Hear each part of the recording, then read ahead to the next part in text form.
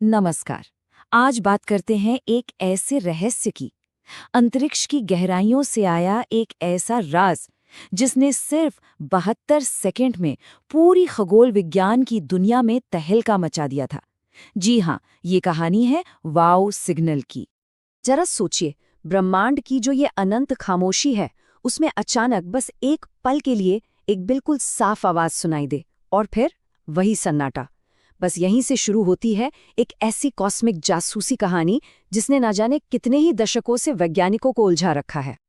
तो चलिए, आपको सीधा ले चलते हैं समय में पीछे, ठीक उसी पल में जब ये असाधारण सिग्नल कहीं नहीं से, मतलब शून्य से उभरा और हमेशा के लिए इतिहास में दर्ज हो गया। साल था 1977, तारीख थी 15 अगस्त। ओहायो स्टेट यूनिवर्सिटी का एक बहुत बड़ा रेडियो टेलीस्कोप, जिसका नाम था बिग ईयर, वो बस चुपचाप आसमान को सुन रहा था। और तभी उसने कुछ ऐसा रिकॉर्ड किया जो इससे पहले कभी नहीं सुना गया था।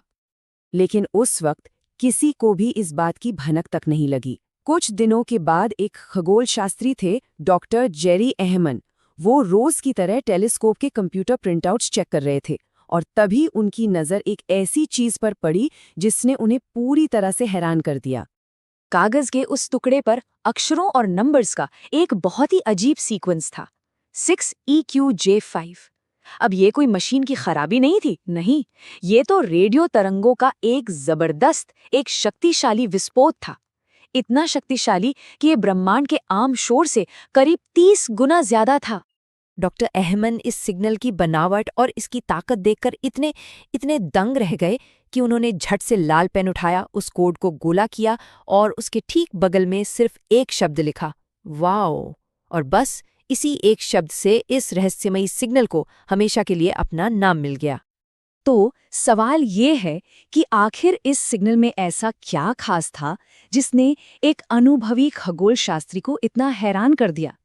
चलिए अब इस वाव सिग्नल का विश्लेषण करते हैं और देखते हैं कि सबूत क्या कहते हैं।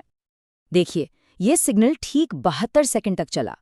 अब ये ड्यूरेशन अपने आप में खास है क्योंकि ये बिग ईयर टेलीस्कोप की क्षमता के हिसाब से एकदम सटीक था। और ये आ कहाँ से रहा था? ये आ रहा था सैजिटेरियस तारामंडल की दिशा से, आसमान के एक ऐसे हिस्से से जहां दूर दूर तक कोई जाना पहचाना तारा भी नहीं था। लेकिन जो बात इसे सबसे ज्यादा खास बनाती है वो थी इसकी फ्रीक्वेंसी। ये सिग्नल हाइड्रोजन लाइन के बिल्कुल करीब था। अब ये हाइड्रोजन लाइन क्या है? क्योंकि हाइड्रोजन ब्रह्मांड में सबसे ज्यादा पाए जाने वाला एलिमेंट है, तो वैज्ञानिक ये मानते हैं कि अगर कोई एलियन सिविलाइजेशन हमसे संपर्क करना चाहेगी तो वो शायद इसी फ्रीक्वेंसी का इस्तेमाल करेगी। ये एक तरह का कॉस्मिक कॉलिंग कार्ड है, आप समझ लीजिए। और तो और इसका पैटर्न भी एकदम परफेक्ट था, ठीक वैसा जैसा किसी बाहरी दुनिया के सिग्नल से उम्मीद की जाती है।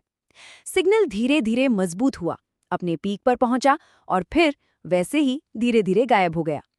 इसकी बैंडविड्थ भी बहुत ही नैरो यानी संकीर्ण थी, जो कि आमतौर पर कुदरती नहीं बल्कि आर्टिफिशियल सिग्नल्स की पहचान होती है। तो अब जब सबूत इतने पक्के लग रहे हैं, तो फिर ये आज तक की सबसे बड़ी अनसुलझी पहेली क्यों बनी हुई है? असल में कहानी में ट्विस्ट यहीं से आता है। यहीं से ये पूरा केस रहस्यमयी ढंग से ठंडा पड़ना शुरू हो जाता है। सबसे बड़ी और सबसे अजीब पहेली, दशकों की कोशिशों के बावजूद वो वाव सिग्नल फिर कभी कभी भी सुनाई नहीं दिया। वैज्ञानिकों ने उस दिशा में न जाने कितनी बार अपने टेलीस्कोप्स घुमाए, लेकिन वो आवाज दोबारा नहीं आई। और रही बात धरती के किसी स्रोत की, जैसे कोई सैटेलाइट या एयरक्राफ्ट, तो उस संभावना को भी पूरी तरह से खारिज कर दिया गया। तो कुल मिलाकर हमारे सामने दो ही मुख्य संभावनाएं बचती हैं। पहली, क्या ये वाकई एक इंटेलिजेंट मैसेज था जैसा कि इसकी बनावट और फ्रीक्वेंसी इशारा कर रही थी, या फिर दूसरी, क्या ये कोई बहुत ही दुर्लभ कुदरती घटना थी जिसे हमने बस संयोग से देख लिया। मजे की बात यह है कि दोनों ही थ्योरीज में अपनी अपनी परेशानियां हैं। इन इतने सालों में कई अलग अलग थ्योरीज सामने रखी गईं। कुछ लोगों का मानना है कि ये धरती से ही भेजा गया कोई सिग्नल था जो अंतरिक्ष में किसी कचरे से टकराकर वापस टेलीस्कोप तक पहुंच गया। कुछ ने कहा कि नहीं, ये किसी गुजरते हुए धूमकेतु या फिर हाइड्रोजन के बादल जैसी कोई प्राकृतिक वजह रही होगी। और हाँ, वो संभावना तो हमेशा ही रही कि ये वही था जो ये लग रहा था, किसी और दुनिया से भेजा गया एक जानबूझकर किया गया प्रसारण। अभी हाल ही में 2017 में एक थ्योरी आई जिसने दावा किया कि इसका स्रोत कोई धूमकेतु था। लेकिन सेटी मतलब search for extra terrestrial intelligence community के ज्यादातर शोधकर्ताओं को ये बात कुछ जमी नहीं।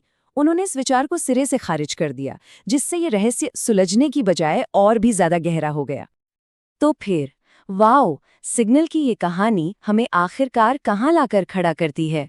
चलिए अब जरा ये देखते हैं कि इस एक सिग्नल की गूंज ने विज्ञान और हमारी सोच पर क्या असर डाला है। इतनी सारी थ्योरीज और दशकों की बहस के बाद भी एक सच आज भी अपनी जगह पर कायम है कि वाओ सिग्नल आज भी किसी बाहरी सभ्यता से आए संभावित रेडियो सिग्नल का सबसे मजबूत अकेला कैंडिडेट है, सिर्फ एक। अफसोस की बात है कि वो टेलीस्कोप जिसने इस रहस्यमयी आवाज को सुना था वो अब नहीं रहा।